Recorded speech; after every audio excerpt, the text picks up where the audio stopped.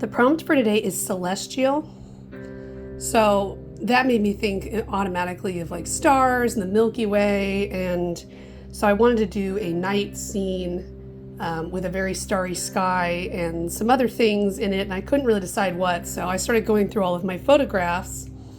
And initially I thought that I might do like a silhouette of some mountain landmarks that I have around here that I like. And then I found this photo. So this is the top half of a photo that I took back in the spring at a graveyard that we like to go to. It's like a pioneer graveyard. And it made a very cool ambiance and a very cool scene. Don't mind the clicking in the background, that is my dog. So I took that photo. I went ahead and masked out the sky. And then I found a stock photo of some stars that showed the Milky Way. And I put that in the background. And then I went in and I made that black and white. And I added in some trees because I thought, oh, okay, this needs trees, it's too open. In the real graveyard, there are kind of a lot of trees around it actually, but the area around the graveyard is cleared out. So I added in that tree, and then I added in this tree. And this is actually a tree from the same area that I had taken in another photo. And then this tree over here was actually a really cool tree that was on the edge of the Grand Canyon, and it's just very dramatic and gnarled, so I liked it and I thought it went pretty well with this. After that, I went and played around with the exposure and the levels. Did a lot of levels. So many levels. Adjusted the exposure in several different places.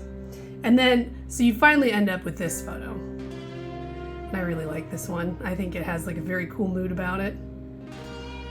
So the interesting thing about pictures like this is trying to kind of strategize, if you're doing this in ink wash, like what order are you going to do things in, and how are you going to keep certain things from being erased, and how are you going to keep the flow of the ink going in other areas that have some things in between. So my plan is to use a lot of masking fluid to cover up all these crosses so that they don't get erased.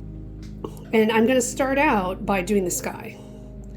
And I'm going to do that completely. I'm not sure. I might take like a little bit of micron pen and just line in this tree and this other tree, because I have a feeling that if I go in and I use that black Speedball ink first before adding like a very wet layer, it might still smear a little bit. I've noticed that like when you have like the really thick black ink, if you don't give it like several hours to dry, it becomes a problem. So I might just kind of like lightly line those in, because pencil has a tendency to get erased when I put ink wash over this. And so then I'll do the ink in the background for the sky, and then I'll go ahead and add these dark black layers where the trees are, and then I'll add the midtones, and then I'm going to do the stars probably with a white pen. So yeah, this is going to be a little complicated. It's not like that difficult of a photo, it's just hard to figure out how to execute all of this.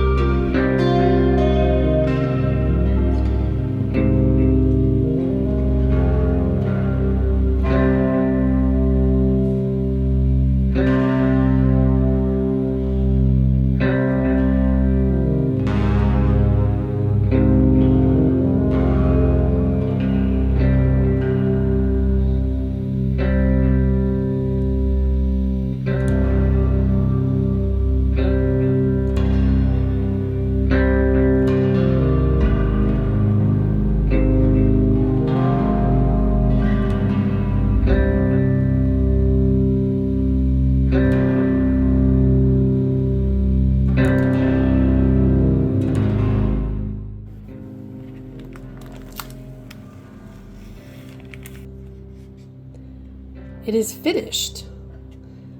For the white pen, I used this marker, and I think that worked pretty well for the stars.